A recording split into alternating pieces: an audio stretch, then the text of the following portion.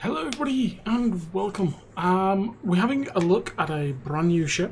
We've had it on test a few times, but I figured, I've not done one of these for a little while. We've been doing a bit of the meet the CCs and stuff like that. So it's time to have a look at something else. So this is the Russian Tier 8 cruiser, Ochakov. Profile-wise, she looks very similar to the Smolensk, and as you can see, a lot of the details that you see here about her, she is kind of similar to the Smolensk. Why? Because she's a variation of that project. So rather than the Smolensk's quad 130mm turrets, she has quad double 152mm guns. Gives her a slightly different performance style, and obviously not as ferocious as the Smolensk is.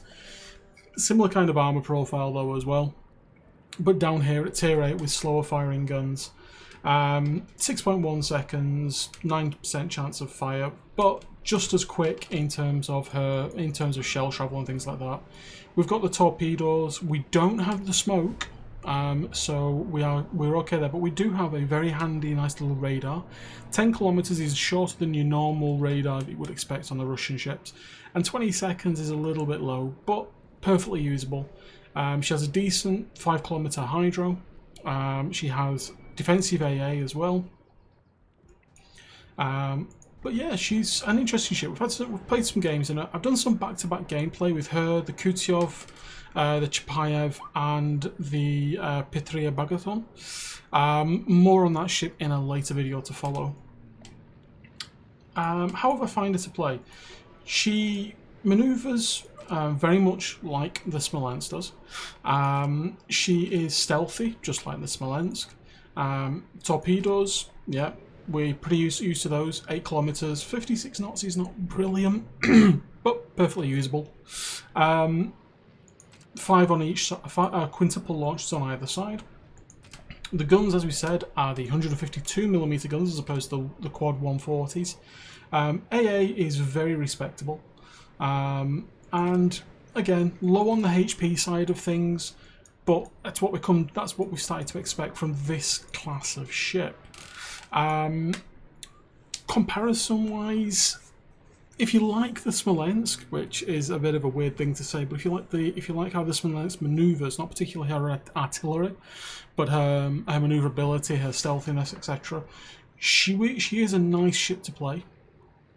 I've done okay with her. I've not done phenomenally bad, but I've not done phenomenally good either. Obviously, as we're all aware, we can fly every flag under the sun. So I do have a replay for you. We'll have a look through it. As you come to expect from me, I don't survive the replay, but she does okay. Would I recommend her? If you haven't got a Kutyov, and you are after a Russian premium cruiser, potentially yes. Now that the Smolensk has gone, obviously this is going to be another alternative for you. So she works. She's perfectly usable. The same problems you get with the Smolensk, you get with this. The lack of a smoke screen hurts it, but not massively. You can still do enough to be reasonable. The reload, perfectly reasonable. The damage output, the fire chance, etc., perfectly reasonable. It's to the point where I'm actually running my Smolensk Captain, as you can see here, to give it the best. How does it compare like for like? Obviously, it doesn't have the ferocious rate of fire that you'll be used to with a Smolensk. It's slightly more slower, more player base friendly, should we call it? Her AA has done pretty good. It stood up fairly well. They've got through, but they've not got through. But it's not got through in a potential where it's, I'm going to get deleted sort of feeling. It does okay. Camo wise and everything else wise, I think it's a nice looking design. Nice little outboard boats there, dinghies. Interesting, like a radar style there. Obviously it's got radar, but it's a very interesting design there, with these two pods on the side. And then you've got the antenna at the top here as well. So very, very interesting from a design perspective. And obviously, as we know, it is a paper ship. This thing didn't actually exist. It was a, what could it look like sort of vessel. Personally, for me, yeah, she does okay. Cost-wise, we don't know yet. She is due. She should be in the shop shortly, I think. Depending on what the price point is, depends on whether you think she's worth it. If you haven't got a Smolensk, it's going to be the closest you get until on that ship. And obviously, being at tier 8, bottom tier, she struggles a little bit. But what tier 8 cruiser doesn't struggle at tier 8 in a tier 10 game? When she's top tier, you feel a little bit more confident with her. You can have reasonable games, and hopefully the game following will give you an idea of that. So, pros and cons. Pros, she's pretty stealthy, she's got good manoeuvrability. The radar, the hydro, the defensive AA is a nice suite of upgrades. 8km torpedoes is a nice addition, as is the concealment at 9.1 kilometers. Cons, downsides to her. You might feel the guns are a little bit slow at 6.1 second reload for only having 8 shells in the air. But they're not too bad. The turret traverse is a little on the slow side at 13.8 seconds, but again, not massively bad. Dispersion is very nice and tight. Average damage is good. Shell velocity is good. Overall, there's a lot to like about it, but you have to play around the weaknesses, obviously. Same with any ship in the game. But yeah, there you go. So let's have a look at the replay, and let's see how she did in game. Okay, guys, and welcome to the gameplay for you here of the Ochakov. I'm going to get in trouble for that pronunciation. As you can see, a very, very favourable matchup this. We were very lucky here. We are there's only 5 tier 8s in the game, 4 cruisers and destroyer on either team. So this will give us a really nice opportunity to see how does the Ochakov perform when she's top tier. So as you can see, decent reload. Torpedoes do take a lot of time to reload though, so we're just going to bear with a second here. We are on the Crash Zone Alpha domination map, as we can see. So let's have a look and see what we do. Initial positioning, I think, is important, obviously, as it is always. We've got a lot of ships up here around the Charlie Cap. We have the Schooner, the Numeki, the Bayern, and the Albemarle.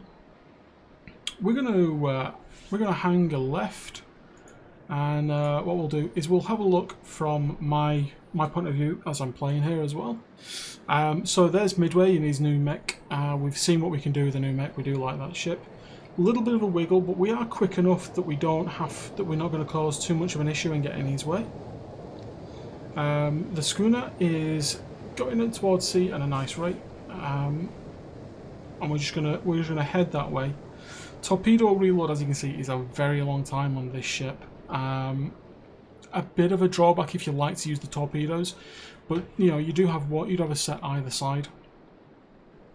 So we're going to just make our way towards the northern side here along the B line, where we can give the schooner some decent support from this side. It's a very, very cagey game to start with. But, what game isn't cagey when you start playing it? So we'll just keep heading this way. Now, obviously, Contact. There we go. We've spotted a Pepsi Cola there. Now, because of the range of the guns, we're not actually going to be able to do anything or shoot the Pepsi Cola as such. So we're just going to keep going this way. We are going to completely ignore the fact that there is an island in front of us. So we are about to do that, and we do completely ignore the Guepard as well. He can't see us, so let's not make ourselves a target.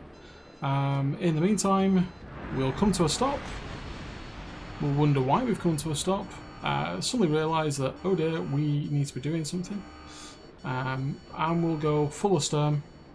There we go.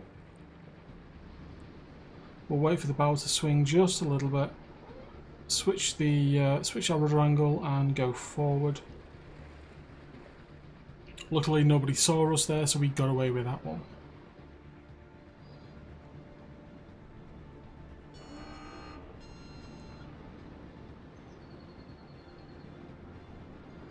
So, heading around the corner here, briefly spotted, but I think we're okay. There's a QE there as well. So, 2 tier 6s, a cruiser and a destroyer, and the Guepard, Guepard is tier 6, I think, is it? Yeah, so we've got 3 tier 6s on this side. Should be okay. Nothing too concerning. Looking at where we can, our spotting range, and looking at where our radar comes, we do have a 0.9 kilometer stealth radar ability, but it's okay. We're going to keep going this way. We've lost the Alpha Cap already. We don't have a lot of ships down there. We have a majority of our team up here, which isn't great. Our Albemarle decides it's a good idea to push into the cap. I'm out wide as support, and currently, as of yet, I've not been spotted on this manoeuvre. So, as we come around the corner, we'll be able to make a decision. Torpedoes in the water. Shots now for the QE. And we've announced torpedoes to starboard. Presence. Thank you, Jingles. We can see the fish. Okay, we've got a fire already there on the QE. Does it burn? No, looks like he's already damaged on that. So we're now going to open up on the New Mexico, on the Pepsi-Cola. As you can see, we're giving it a bit of lead. The shell travel speed is reasonably quick enough that we don't need to give a massive amount of lead. And you know, we're not getting a huge amount of damage, but we're getting some. We're sticking with the HE at this range. We're not really close enough to switch to the AP, I don't feel.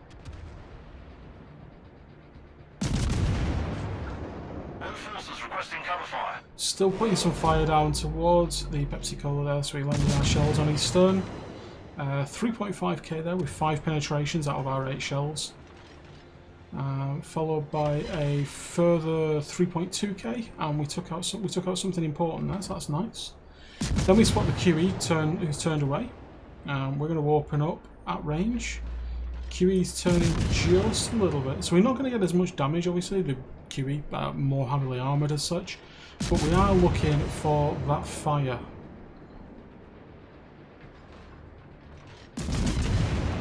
We're going to switch back to the Pepsi-Cola now. Pepsi on 2.9k, burning and going down. So let's just see if we can help him out a little bit there. He's not currently on fire, and we do fluff the shots a little bit there. Minimal damage there on the return fire from the Pepsi-Cola's AP. As we'd expect, that kind of acute angle does get away with it quite nicely. The shells have landed and we've set a fire on the Pepsi-Cola. That will be our first kill in a few seconds. There we go. We've sunk an allied cruiser. We lose the front turret. Something I've noticed quite a bit with this is that you do lose the front turret. And we then start to look at this Guepard. Problem solved, sir. Obviously we don't want the Guepard to be alive too long. A destroyer that's alive is a danger. We back off the throttle and we pull a hard starboard, just dodging those torpedoes. Guepard is almost out of HP. We get a solid connection here, down to 500. He's just going to be dead soon from this game. Short burn, but we do lose the turret again. I've noticed the turrets come up. The turrets do get knocked out quite a lot on this. They're not massively strong. Put some fish in the water. He's in range. It's always worth. You never know. Bring around as the gun comes, as that turret comes back into effect, and the fire goes out. We've set another fire to the QE there. So we're going to keep turning in. managing to just dodge, but we do take another solid hit there in the superstructure. QE is almost out, but obviously he is going to shoot again. Could cause significant damage if he's with his AP, as he's getting a little bit too much of our broadside here. But luckily, he caused no joy, and our fish are not going to do any more damage.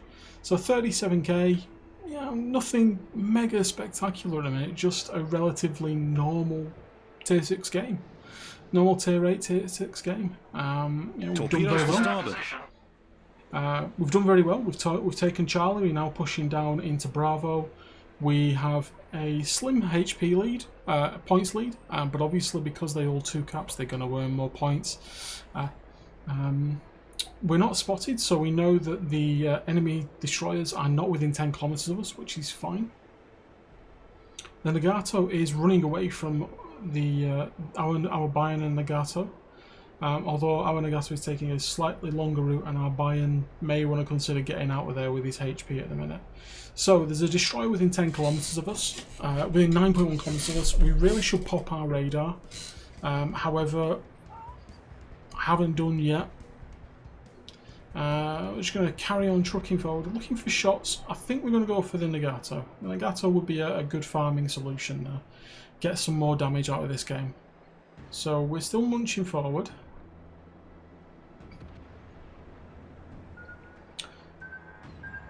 We get very lucky with these torpedoes.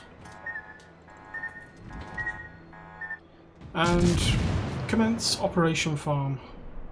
Let's see how much damage we can get out of this Nagato. He's got 40k. We'd like to get maybe 30k of that if possible, please, team. So 2k salvo, followed by another 2.9k salvo this time. 1 shell, very effective shooting there.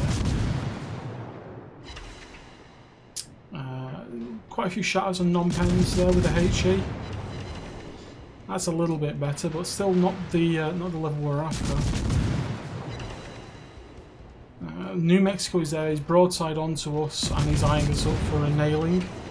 We've got a fire on the Nagato, which is good. It's going to help our damage. Some more shells there, down to 1100, and he's out of there. Time to have a look at this Colorado here. Very nice camouflage on that Colorado, by the way. We do get whacked pretty solidly there. As you'd expect at that kind of angle. We pop our radar and hello there, little destroyer. The Oland has been spotted. The team immediately switches the focus to the Oland, which is lovely to see. We pop our fire protection there. Maybe not the wisest idea, especially with the way the turrets get knocked out on this. My consideration would be preventative maintenance potentially for this ship. And the Oland is out of there. Down to 123. We leave the Oland alone. We put some fish in the water. And we recommence, try to get some more farm on the Colorado. And you see we're aiming for the superstructure to make the most of the HE pens. And in the same phrase, we're also trying to make sure that we parry as much of the shots as possible from the collier there. Swing around, put some torpedoes in the water. Now, unfortunately, we run out of HP right about here. But as you can see, we've only got 1 kill at the minute, but we do end on 2. So one of our torpedoes is going to connect with the Colorado. Eventually. They'll get there eventually. So let's have a look. Let's watch those torpedoes. There we go. Connection. And destroyed an allied battleship. He's down. He's got his spotter plane up though, so he's going to still be getting spotter damage until the point where he gets shot down. So we are going to get on for a win here. We're going to take the B cap, push across, take out the Hipper, who's on relatively low health at 5.6. The schooner will go down eventually as well, and then Charles Martel will gear up the Ghost.